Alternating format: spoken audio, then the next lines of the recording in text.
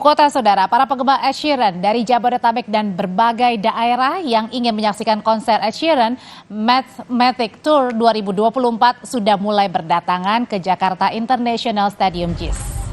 Para penggemar Ed Sheeran yang hadir dari berbagai kalangan juga hadir dari berbagai daerah di Jabodetabek harus rela datang lebih awal untuk melihat penampilan penyanyi kesayangan mereka.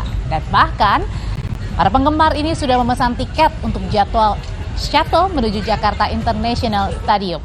Menurut rencana, penampilan Ed Sheeran akan menghibur penggemarnya di Jakarta International Stadium pada pukul 19 malam ini.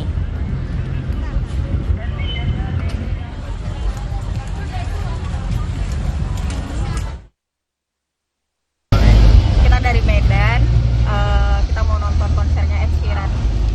Kita pulangnya besok ke Medan, langsung pulang. Depannya sih nggak hujan, sama sound systemnya bagus dan tidak ribut gitu aja. Emang sengaja mau nonton ini? Iya. Mau beli tiket dulu sih. Mau beli tiket dulu. Oh, mau tiket.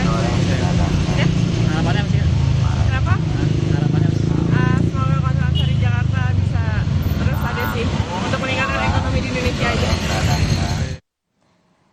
Jelang konser